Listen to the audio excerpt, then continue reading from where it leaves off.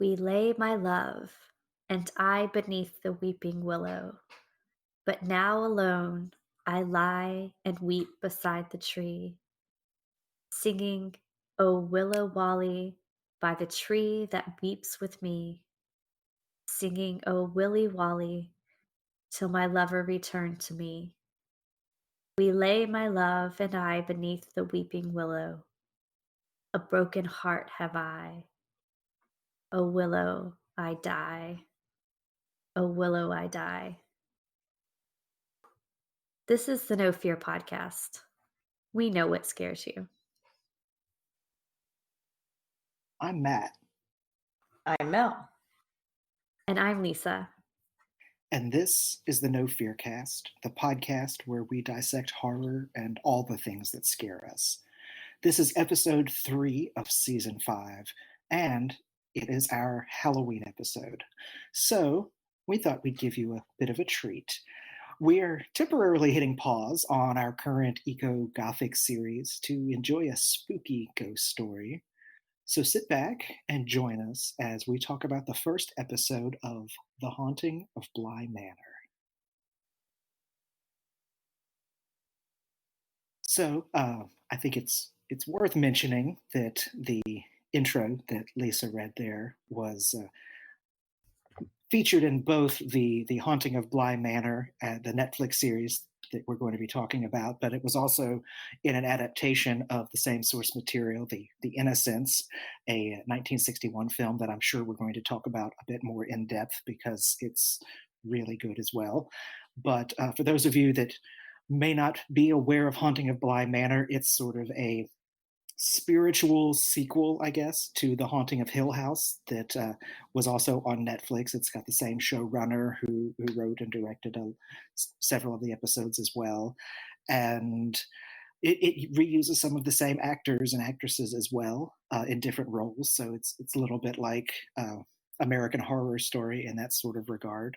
But this one, instead of being based around the world of Shirley Jackson, is sort of taking its inspiration primarily from The Turn of the Screw by Henry James, but also some of his other ghostly stories as well. And so we were talking about this as it just came out on Netflix very recently as we're recording this. And so we thought it would be, since we did that summer of Shirley where we did the watch through of the entire season of Haunting of Hill House, that it would be a nice kind of diversion to talk about just the first episode of this. So we all three watched it. I'll be honest, I actually watched several more episodes, but I have not finished the series yet, and I will do my very best not to spoil any of the upcoming episodes for anyone. But safe to say, if you haven't watched anything from this series yet, definitely there probably will be spoilers for that first episode. So if that's something that you're not wanting spoiled, by all means hit pause and come back to us when you've at least watched the first episode. So now that you've decided to join us, I guess I'll kind of start off with kind of my impressions of it. It definitely hooked me in. Like I said, I've watched a few more episodes as well. Things have been kind of busy for me, so I haven't had time to just sit and binge the whole thing. But I really enjoyed it, and I'm going to have a very hard time referring to the governess, Danny, as anything but Eleanor, because it's the same actress who played Eleanor in Haunting of Hill House. And as soon as I saw her, I kind of thought, oh, it's Eleanor. But obviously it's not. So if I do slip up, I will try to correct myself. But I thought she was really good, and they've done a really good job with casting some good creepy children, which is a nice throwback to one of our previous series that we've done. So I think we'll have some stuff to talk about with the creepy children as well. But I'm going to turn it over to Mel or Lisa to kind of offer up your thoughts, kind of just general thoughts before we kind of do a deeper dive. So Mel, Lisa, what were your impressions of the first episode? I guess I'll go first. When I found out that this was going to be The Haunting of Bly Manor and have something to do with Henry James's The Turn of the Screw, I didn't find out until recently that there were other James ghost stories involved as well. I was pretty psyched about it. I think I talked about during our Summer of Shirley that I initially wasn't really going to watch The Haunting of Hill House because it seemed like it changed it a whole lot. And it's one of my favorite books. And I wasn't sure how I felt about an adaptation of Shirley Jackson that changed the source material that much. But once I dove into The Haunting of Hill House, I really ended up loving that adaptation and the way that Mike Flanagan handled it. And listeners, you can go back and listen to our Summer of Shirley if you want to get our takes on that. I am also a sucker for a good gothic story, or especially a good ghost story, a haunted house story.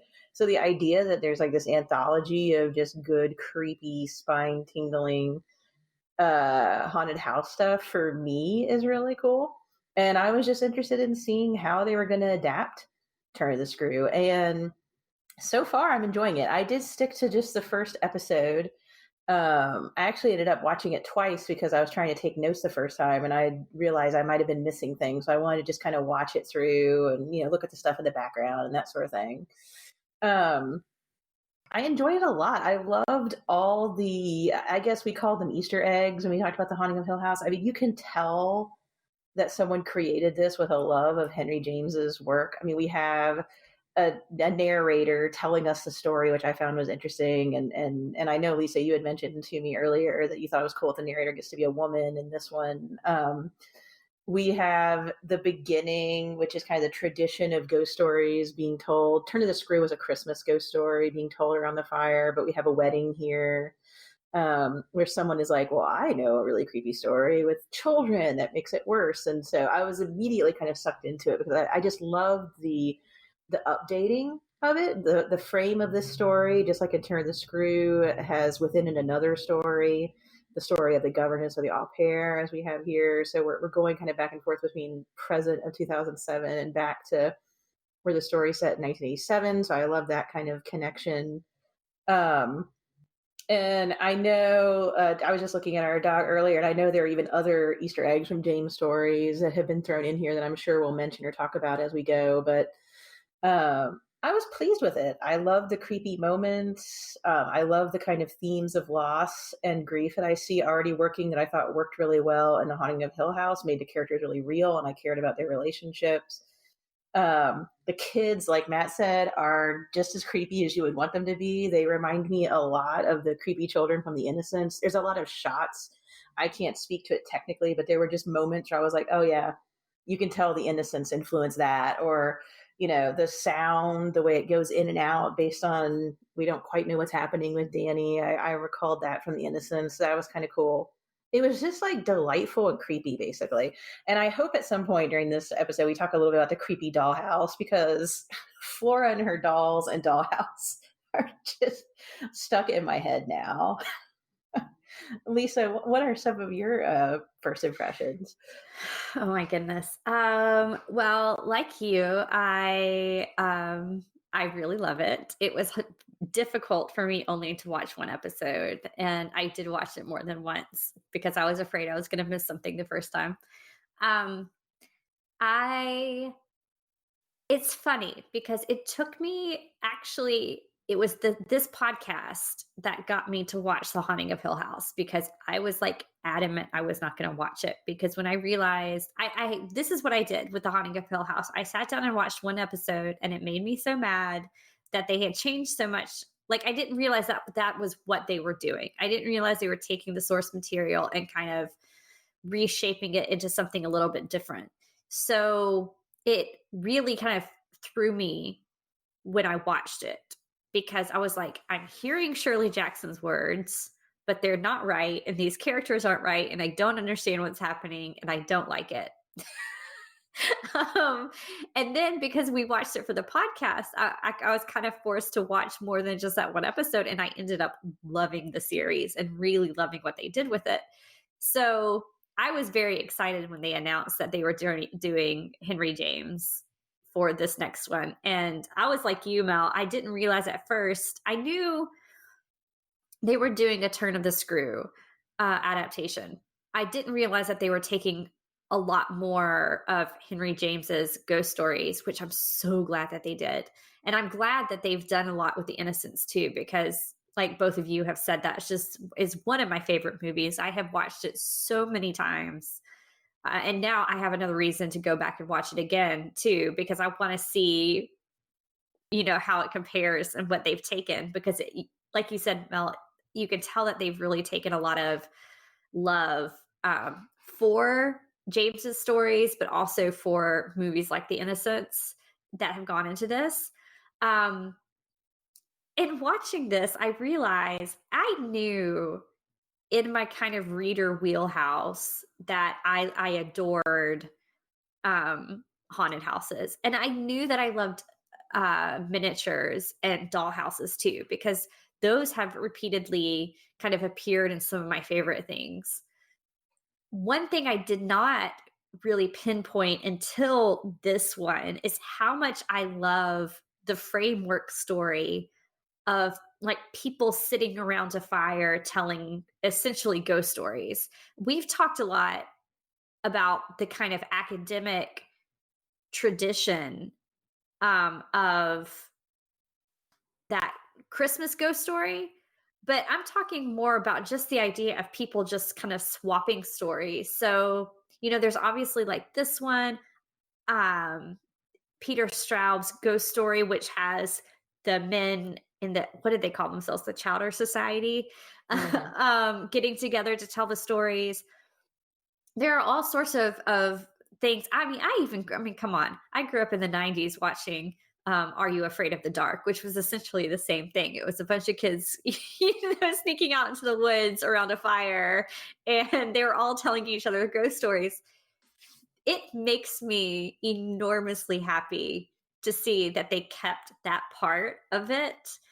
And yes, I did mention to you before we started recording this that I loved that it got to be a woman in this one who kind of owned the ghost story and who was able to share it. She says, "This isn't my story to tell, but I can tell it. I'm going to tell it anyway." And I like that because there is such a tradition in that kind of framework of let's sit around the fire and tell ghost stories to each other, that I feel like it does tend to be older white men who get that. It's especially in like Henry James and Dickens and those kind of writers, because it tends to be let's retire to the parlor after dinner and smoke some cigars and drink some brandy and tell each other ghost stories. So I'm glad that they kind of turned the tables on that. So right away, if you can't tell, I mean, from the first 5 minutes of this show, I was like, I am absolutely in love with this. I love that it, rather than being set at Christmas time, they've kind of set it at a wedding. The framework is set at a wedding, already in like a haunted hotel. um, I think that's fantastic, especially because it seems like they're going to be bringing up, like you said, Mel, the themes of family and love, and the idea that in order to love somebody truly, you have to come to terms with the idea that you're going to lose them. At some point you're going to lose them. And so it's like you've got to expose your heart to somebody to love them, but knowing that at some point you're going to break your heart. And I thought that was really a fascinating way to kind of open what I imagine they're going to follow thematically through the story. So those were my initial kind of thoughts. I know we're going to do a deeper dive into it, and I can't wait because already I've been jotting down, like while I was watching it, I was jotting down things I loved about it, but I was also jotting down the references I spotted right away. And I'm sure I missed a lot of them, but to James's work and where I think the series might be going. Now, I don't know, because I've only watched this one. And like I said, it was so hard for me not to do that. But yeah, I guess we'll just jump right in and start talking about this. So we've talked about it being based on The Turn of the Screw. This episode was actually called The Great Good Place, which is a James short story that was published in 1900, which actually has a character the main character is a man named Dane. I'm assuming that's where they get the au pair's name from because her name is Danny Clayton. Mel, you had pointed out that that's the same as the last name of the director of The Innocents. So I'm sure that's a throwback to Jack Clayton. But it's kind of interesting because some of the other names, like Wingrave, appears in The Romance of Certain Old Clothes, at least in the revised version.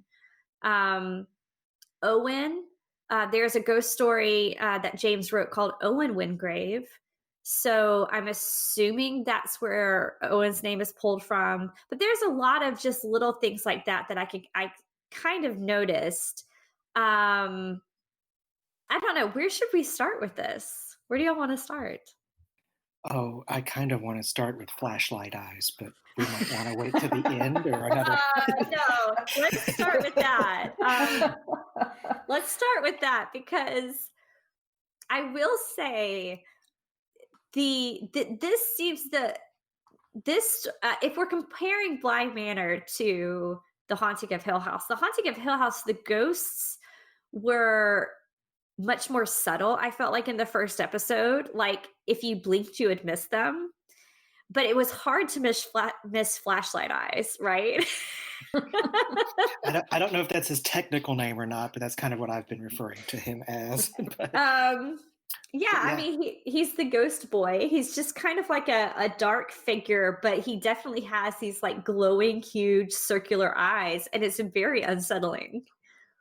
Especially since it's like brief glimpses. I think the first time you see him is like in the reflection of a car window as it's passing in front of her on the street, and it's just like a quick, like instantaneous, but definitely like it's not so subtle that you'll miss it. You're intended to see it, unlike I guess some of the hidden ghosts. But yeah, like it was really interesting to me that like even from the get go, I was like, oh, so she's haunted herself too, and going to this haunted place. I'm interested. That was kind of my very first thought. Yeah, it reminded me a lot, and I mean, this may or may not have been intended, but I mean, Edith Wharton and Henry James are pretty tight, and they're two realist writers who wrote a lot of ghost stories. And the idea in Edith Wharton's Afterward, where you bring your own ghosts with you when you go places, and that's what haunts people. You don't have to have a ghost in the house. I was like, this is cool. She's already got her own ghost that she's maybe trying to get away from, and she's taking that ghost with her to a house that's full of ghosts, apparently. So there's just so much potential there. Well, and the way they built it up too, because I think this show is going to be really good at building the dread. Because immediately, like when we met her in London and she goes back to her hostel, I noticed right away that she had all the windows covered. I mean, the mirrors covered, and she does that, of course, when she gets to Bly Manor, and that right there. I mean, you already know, like she's being followed by this like kind of scary ghost thing, but just the idea that like you might catch a glimpse of this in some reflective surface, I don't know, that to me was really eerie. Just the thought that somebody would need to cover all their mirrors when they walk into, like, that's the first thing she does. Yeah. Yeah, and what's she afraid of? I mean, if he's just, I mean, I know it's terrifying to have something that's not supposed to be in the mirror looking at you. We've talked about my fear, how mirrors creep me out, especially when we talked about the lock and key. But I mean, she covers them, she runs from them. Is it, I guess what I'm saying is eventually, don't you just get used to it looking? I mean, is the implication that she's afraid it's going to come out? That's what I wondered. Like, what does she think it's going to do to her? And why does she think that traveling all over the place where there's reflective surfaces everywhere is going to help her get away from it? I was really intrigued by her backstory. Well, yeah. And who is it? Is it, yeah. I'm sure we'll find out more. And I can say this much, having watched a few episodes ahead, still don't know who it is. Okay. Have been, They just spoil it. No. Again, I promise no spoilers. They've dropped a few more tantalizing hints, and that's all I'll say about that. But they have not revealed at all who Flashlight Eyes is to her. And yeah, I'm very curious to know that much, along with the rest of the main story. It's definitely some interesting motivation for her, especially like us being able to see that.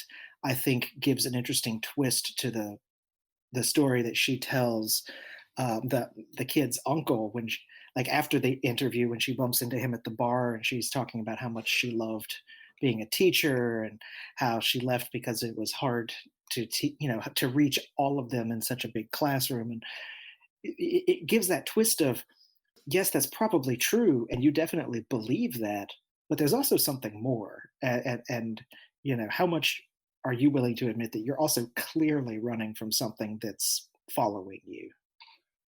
Well, and she also says to the uncle, "I know death."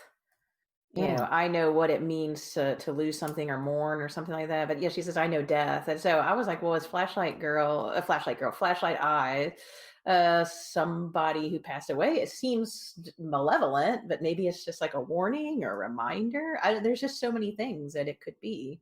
Or is Well, it a ghost at all? Could it be a doppelganger too, because Mm, James dealt with that in his stories hmm where the idea of a doppelganger seems to be like somebody's own self haunting them.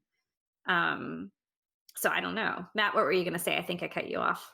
oh no, you're fine. I was just going to kind of go with also what Mel was saying that whether or not it's malevolent, I think I think that's something I'm curious to see play out because that's something that they did so very well in Haunting of Hill House. By the way, this is about to have some major spoilers, so if you haven't seen it yet, skip forward a little bit. But they paint the bent neck lady as being this malevolent spirit when in fact it was Eleanor the entire time and was almost a warning instead of a malevolent entity. So uh, Flanagan's already shown he has a really good knack for setting something up in one way and then very, very cleverly twisting it out from under you to be something completely different. So, I mean, all speculation is, in my mind, kind of difficult until we watch the whole series, just because I don't know where this is going, and I love that. Yeah, I agree. I also, this is a slight tangent. I don't want to take us off the topic we were talking about, but that moment when she has the insomnia and she's all bent over in the bed, when the scene changed to that, I immediately thought bent neck lady. There was the same color, like the bluish environment and everything. And I had this moment where, you know how it is, where you see an actor in another role, like you said earlier, Matt, and you just think of an older role. She's definitely the au pair, and Pedretti is doing a great job with that. But yeah, that moment, the visual, I wondered if it was a weird little callback for people who had watched The Haunting of Hill House. Well, and the other thing, too, is that in regards to that scene is I think we should be real clear here that when a creepy child tells you not to wander around a giant empty manor in the middle of the night, you listen to them. Like that's rule number one. Like she gets up and I'm going, oh, don't do this, don't do no. But I mean, I say that as kind of a pretext for mentioning just the whole scene because they do a really good job of building kind of the suspense of her walking through the place at night. Uh, like they do a really good job with that. And I'm not one for big, open, creepy British manners. Like I would not have taken that job just because haunted. Like in my mind, it will be haunted even if it's not. Like I'm not walking around that place at night. Sorry. Yeah, and Yeah. also Flora knew she left her room, and you can't figure out why. I bet you $1 that her Danny's doll like moved in that dollhouse. That does Oh, seem like that may well, yeah, that may exactly be how she knew. and yeah. That dollhouse is creepy. Yeah, creepy kids with creepy dolls. Like that's a creepy twofer that like no, I'm not okay with. When she's Yeah. walking through the rooms and the doll is walking to the same rooms at the same time, I was like, "Oh, this is a disaster for this poor au pair." And that's not even talking about that no face doll, like the doll that had it was all gray with like no facial features you could see that lives under the dresser. And Y- she was told, do not, like, she stays there, don't move her. And I was just like, okay. Yeah, I that's don't the know point. what that represents, but that's not good. No, that's never good. I think that would have probably been the point where Matt the au pair would have said, "Nope, we're good," and like started walking back to London. Like, I don't even need to wait for Owen to drive me. We're getting out of here. Creepy no face dolls like that. Oh, it was so creepy. Yeah. So yeah. Uh, Yeah. The before we move on from it, I do want to mention that several of James's ghost stories feature people walking around at night. One in particular, it was the Jolly Corner, wasn't it, Mel? Um, I feel like that was the one where the main character returns back to his home after having it's like a estate, like Bly Manor type of home, um, and can't. I don't know if he can't sleep or he just wanders around at night. Um, And he's also afraid of mirrors too, if I and he's remember afraid of correctly. mirrors too. Yeah. Yeah. So they're obviously like pulling that, which I like, it's really effective. But I wonder too now that we're talking about it because they did mention other ghosts that are in Bly Manor, and the thing that the little girl Flora was so afraid of is the lady in the lake. Like that's why she said don't.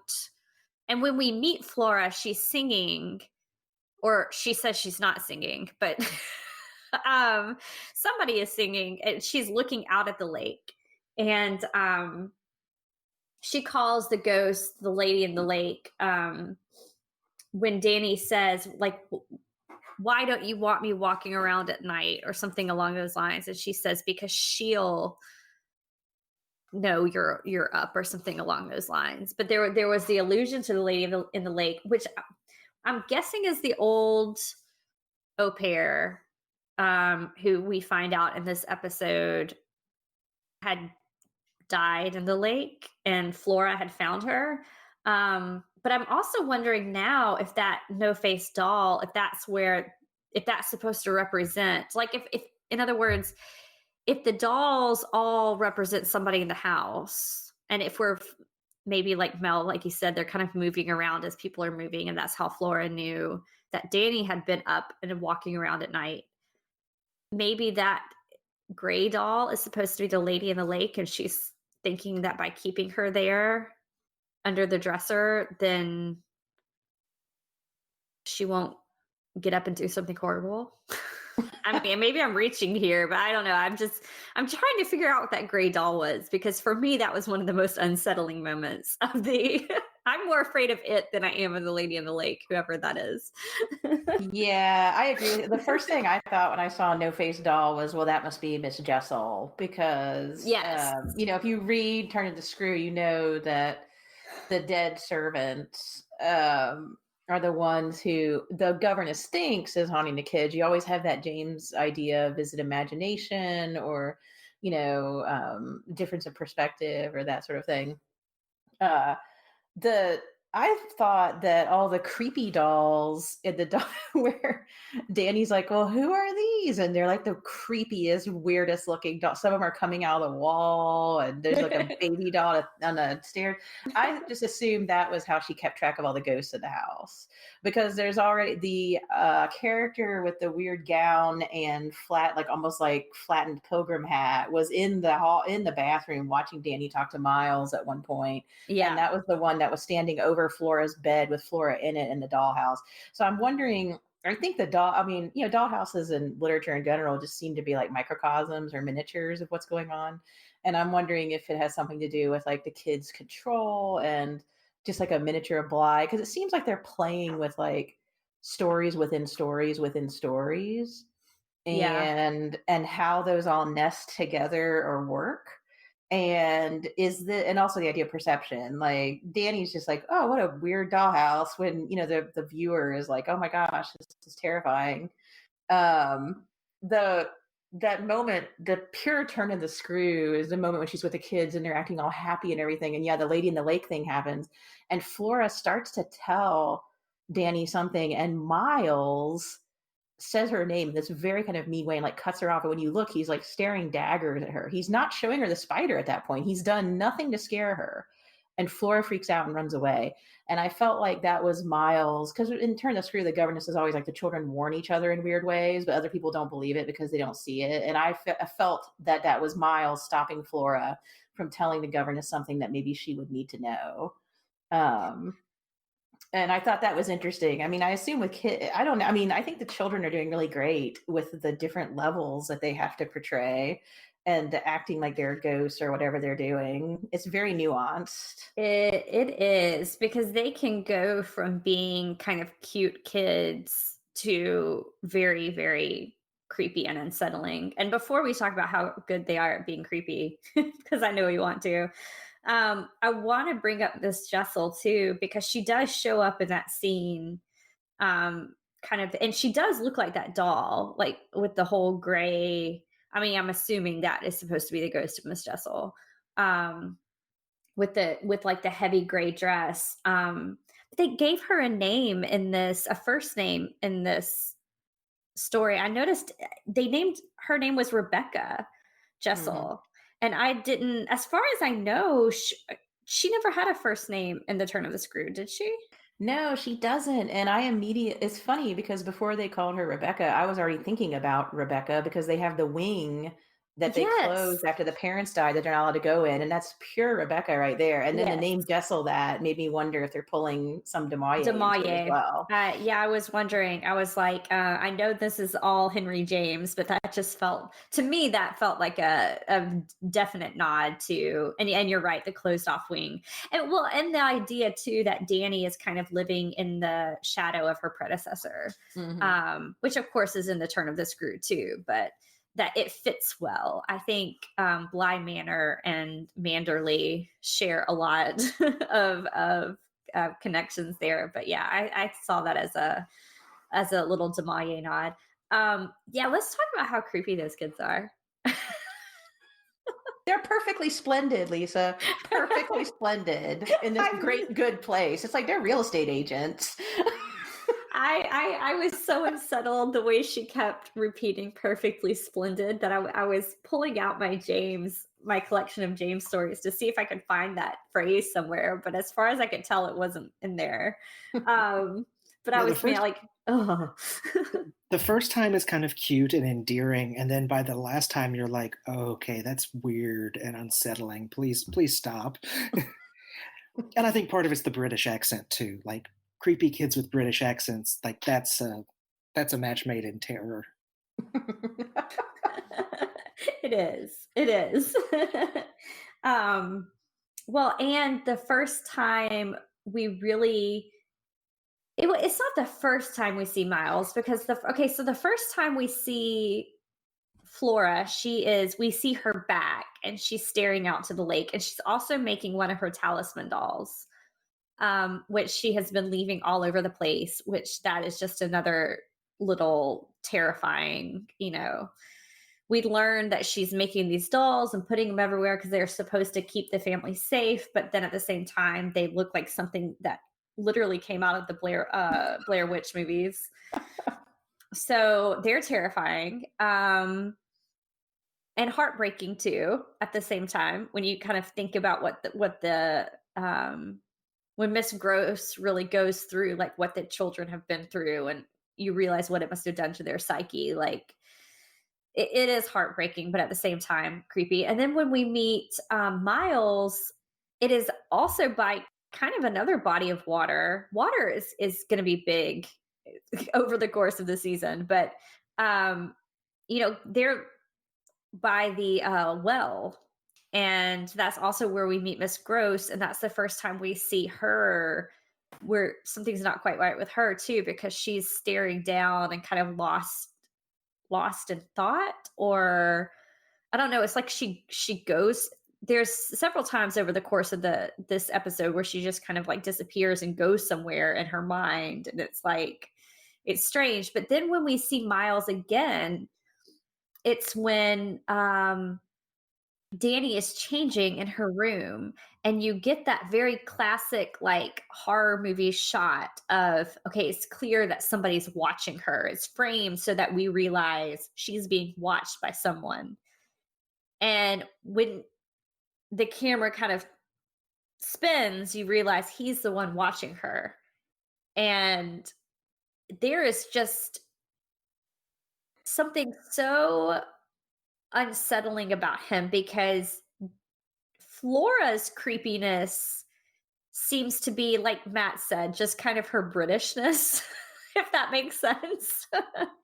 um, her like, I'm just playing with dolls that just happen to look creepy, but I'm perfectly splendid, Um, just something's not right. She's too good to be true almost. She's too sweet. Miles, on the other hand, there is something sinister in him from the get-go. um, so there's something predatory. I think that's the word I'm looking for. Is there's something predatory about him? That's a good word for it. Yeah, that he It is. plays up really well. Well, and even in the 1898 version, Turn of the Screw, there's the implication that Miles is acting like older than he is, and it creeps the governess out because he tries to act like he's kind of an equal to her. And that's partially because in that the class difference was such a big thing. But I thought it was interesting the first time they meet where he kisses her hand in this one. I mean, it's very much playing up to that source material. But you're right, there's something darker and predatory about him in this one. Um, Flora has some peaks of darkness when she gets pissed. Like, I'm scared of her, even though she's not doing anything but staring. Um, but Miles, yeah, he's darker in a way that's almost like older than his years. Though I did love when he's like talking in that 19th century, whatever, like when he refuses to go to bed and he's being all weird and creepy. And I'm like, what's going on? And then Flora's like, stop being weird, Miles. And I'm like, I wish Flora did that in the original book because but it made me laugh. But yeah, that's right before the children, of course, lock her in the closet, I guess, because the doll said so, because the doll got out from under the chest somehow and tripped her. I don't know that whole sequence. Um, but yeah, I think you're right. I think there's a little bit more of a danger to Miles, maybe. I think Flora's dangerous, but I think Miles is more overtly. Yeah, you're right. We got that scene with Flora in the bath. Because we see her not only talking to somebody who's not there, but we get, like you said, that first glimpse of her anger. Like when she tells Danny to take the butterfly clip out of her hair, where she's just like, "Where did you get that?" Her not only does her voice like change, it like goes down, but her entire face darkens in a very, very strange way. Like she's a talented little girl. I guess we could talk about the kids being creepy for a while.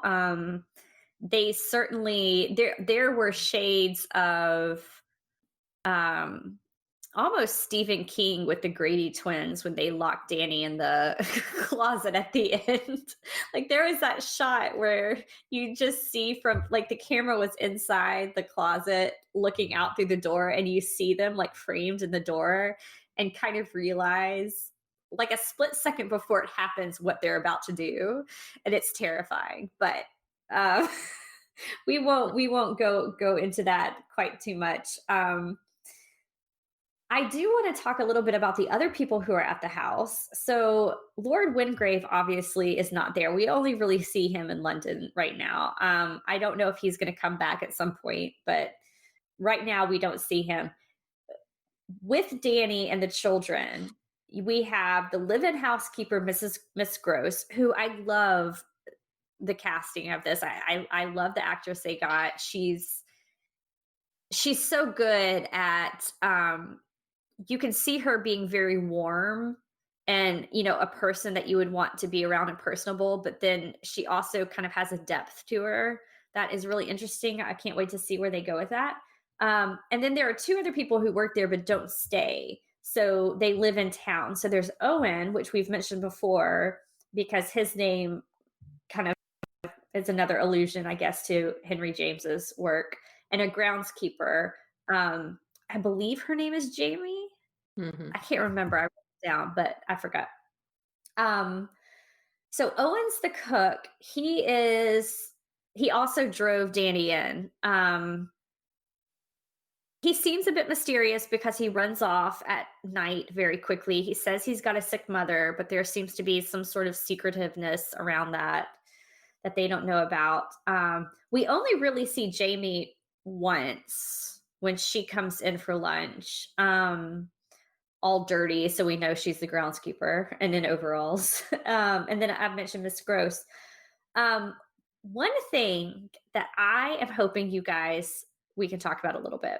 They brought up twice. There were at least two different eating scenes in this episode. There was dinner and there was a lunch. I can't remember if there were more. Miss Gross did not eat at either one of them, though she sat at the table.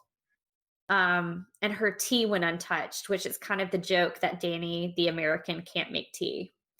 Um, so I'm wondering if there's something going on there that we don't know about. Not gonna lie, I've kind of wondered if she isn't a ghost already. But then I can't remember if Owen actually, like, I know he cooked, but did he actually sit down? He did. I don't think he sat down and ate with them. So I I don't think he know. does when they eat lunch. I'd have to Does watch it he? again, but I think he does. I think Miss Gross is the only one who doesn't eat when they're eating when Jamie's in there eating with them. I think he eats. Maybe I'm wrong though. I just remember him standing up, like he says that, yeah, the lunch they had bangers and mash, and there was the phone call where nobody was on the other end of the line. Jamie comes in. Miss Gross says she had already eaten earlier, but she just wanted the company. I'm gonna have to go back and watch it because I don't know. I don't know what he's doing with the food there. Um, like I don't know, and I don't. But food, there's something going on that I'm very intrigued about. I can't wait to see what they do over the next few episodes of that. I also have my thoughts about Miss Gross. I also kind of wondered if maybe she was a ghost. I'd like to see like how they're dealing with ghosts in this so far. We're getting little hints, but not a lot. I also, it's a very different take on the character from the book, which I like. I like you. I love the casting. I love the idea. She's a housekeeper, which could mean that she, makes sure the house runs properly, right? But like, who's doing the cleaning? It's literally just Owen cooking, Jamie gardening, and Miss Gross is like spaced out and not eating. We never know where Miss Gross goes. She wears business attire like blazers and such. And at night, when they lock Danny in the closet with the mirror and run away or whatever, Miss Gross supposedly lives in the house with them, and they're all in the same wing because the one wing's shut. And she is screaming and pounding and screaming and yelling, and Miss Gross never checks out. I mean, is Miss Gross like zoned out looking in the well again? I don't. There's so much kind of. I love her as a character. Like you said, she's warm, she's emotional, she cares about everybody. I just love to like sit and have a real cup of tea with her. But she also, her character just doesn't quite make sense yet, and she sticks out so much. There's got to be something There's going there's on. there's more with her, and we haven't even mentioned that when Danny sees who I'm guessing right now is Peter Quint. It's when she sees the man up on the parapet. And then she goes up there and she can see from the parapet the chapel. And she sees the candlelight in the chapel and goes to investigate. That is where we see like a really good scene with Miss Gross. And we get to see more of her because you see how much she cares about her. And you can see how Danny and her are going to get along really well because you can tell she really loves the children and she's concerned about their well-being.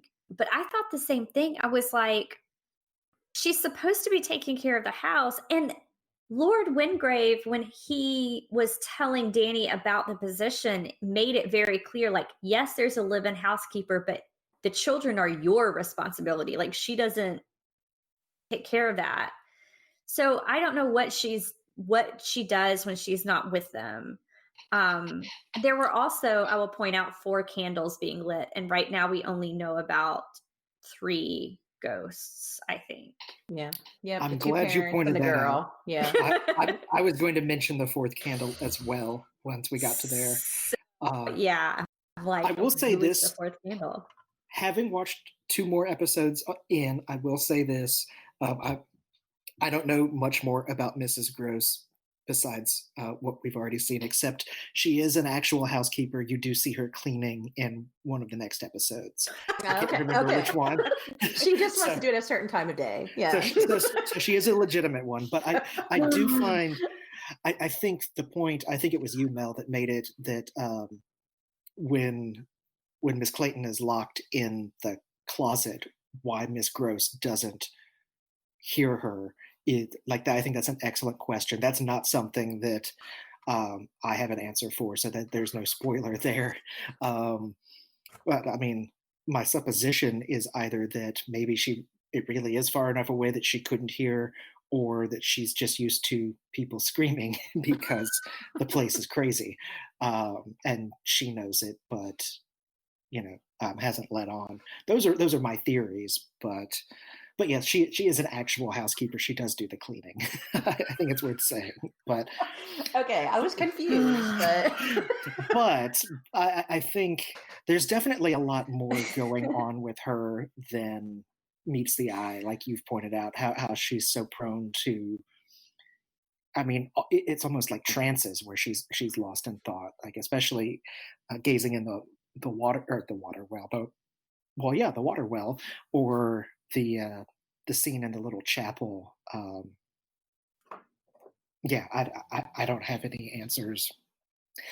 Even having watched a little bit ahead, but it's definitely intriguing to me as well. And I really do want to know who the fourth candle is for. I kind of assumed it was. I mean, I think we're meant to assume that it's for someone in her life, possibly her husband or a family member or something like that. But I think that's an easy answer. And if I know anything from Haunting of Hill House, the easy answer is not always going to be the right one uh, once the story goes through. So I'm very right. curious as to see what that fourth candle was.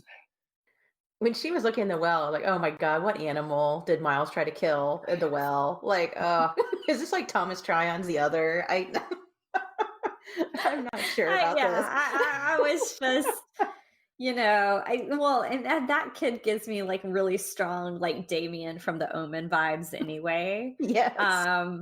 Yes, he does. So yeah, I'm just thinking, is she gonna like jump in the well at some point and be like, "It's all for you, Miles"? I I don't know. But yeah, I want to know who the fourth candle is. I want to know why she's not eating. I want to know where Owen runs off to at night, because we already have kind of, she's thrown enough. I think uh, she's thrown enough in the conversation that we kind of can think, well, maybe he's not letting on everything that's happening. So that's, you know, big. And even at that lunch where everybody was there but not eating, when Danny mentioned seeing the man, who again I guess is Quint, when says she sees him, and they're like, "Oh, there is nobody here," but they all kind of look at each other. So there's this kind of idea that they know more of what is happening in the house than they're even letting on. So there's a lot of secrets that people are keeping in this house, and I'll be really curious to see what happens. I mean, Danny too. She's definitely keeping some secrets about, because I noticed too in the just all the way going back to the beginning, when she's in the pub talking to their uncle, and they ask each other what's the catch, and he's somewhat forthcoming about it. He's like, people don't want to come here because the last lady died, and there's imagination and rumor and all sorts of things. So he's somewhat forthright with her. She says, I was getting attached to my students and that was hard, and I don't, but then we know she doesn't tell him the whole truth. So yeah, she's got a lot of secrets too that she hasn't let her catch be shown yet. Um, I don't know. I'm intrigued. Right now, I will say I like this first episode a lot more than I like the first episode of The Haunting of Hill House. I don't know if that means I'll like this better, but yeah, so far this season has got me hooked. I can't wait to watch more. Same. And before we get too far afield, I did want to mention one other thing about Owen and the gardener in particular. When the kid's uncle is talking about the manor, and he mentions that he has the cook and the gardener, and they don't live on the premise. Like I felt some shades of at least parallel to the groundskeepers from The Haunting of Hill House, who lived on the property but refused to be there at like after dark. And I don't know if that's what's going on or not, but it definitely kind of my ears perked up at that, and I was like, I want to pay closer attention to what's going on. I noticed that as well. Yeah, I'm me glad you too. brought that Yeah. up.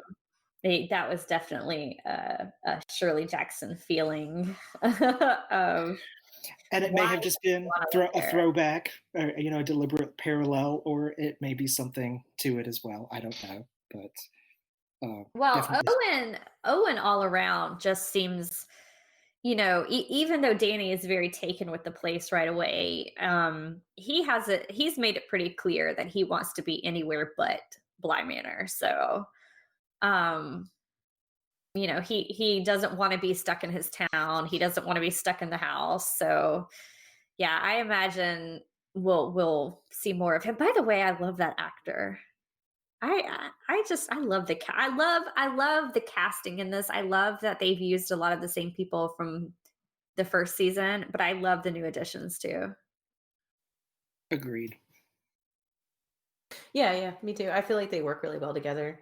Oh, one thing Mhm. I just wanted to throw in that I hope we find out at some point. The narrator emphasized this, so that's why I think it might come back around. One of the things I loved about the Hill House was the way he played with time. And when the gardener comes into the picture, she completely ignores all of them, like as if she's met Danny before. And the narrator belabors this point that Danny was confused because she felt like she'd met the gardener before, even though she hadn't. And I wondered if there was going to be some weird. I mean, the Great Good Place story is about like not being able to trust or understand like states of consciousness or time or when stuff is happening. This idea that we're much more expansive than we think the real world is, I guess. And I just wondered if that was going to be played with in any way moving forward. Yeah, I mean, possibly, possibly. Yeah, the great good place. That's one of those kind of strange stories because it's not really a ghost story per se like the rest of them, but it is like a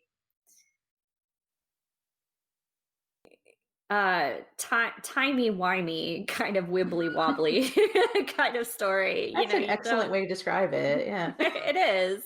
I know not everybody wants to run out and read the story, but like yeah, somebody gets transplanted to a new place and seemingly a new time, and it kind of it messes with everything. That's what I'll say. So yeah, who knows? I don't know what he's doing with time with this.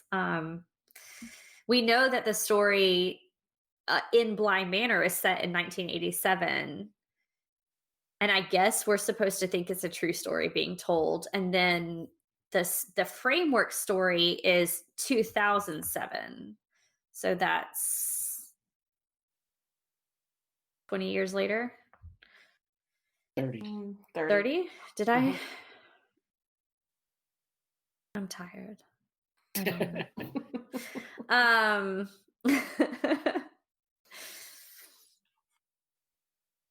No, that would be 20, Oh no, right? you're right. Because It is yeah. 20. You're Oh, right. Don't yeah, make It is me you're 20. think I'm right. Sorry. crazy. Yeah. All right. Yeah, I was going to say, Apparently, because yeah, we 20 had an extra years. decade in there. See, yeah, now we're starting to mess with time. Um, Ah. so yeah, I don't know if that's going to be significant, but I don't know, maybe there's something there, but I anyway. mean, 20 years could mean there could be people, and I'm just speculating here, but there could be people in the 1987 story that are there in the 2007 story we just don't know yet or see it yet. Right, right. Um, and just because she said that's not her story to tell, it doesn't mean that she wasn't like there part of it. Exactly. You've read true. um, yeah. All right. So, like always, I feel like we kind of have to cut ourselves off before we go off on tangents that may be interesting to us, but kind of get away from our discussion of the episode. Um, Listeners, whether you watched it or you decided to hear our impressions first before you watch the episode, we hope that you have or you will enjoy the first episode of The Haunting of Bly Manor. I think all three of us really enjoyed this first episode, and we're looking forward to what more we can learn. I might be viewing the creepy dollhouse with a little bit of trepidation, but I'm excited to learn more and see how Mike Flanagan and crew keep reinterpreting James and making us look at him in a different way. And this may not just be a one-off kind of Halloween treat. Next time you hear from us, our next main episode, we will be finishing up our eco-horror series and be talking more about dangerous nature.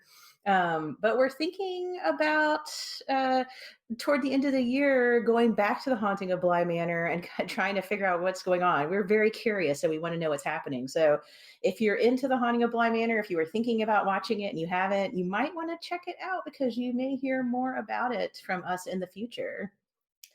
All right. As always, we would love to hear from you. Let us know how you feel about this first episode or our discussion.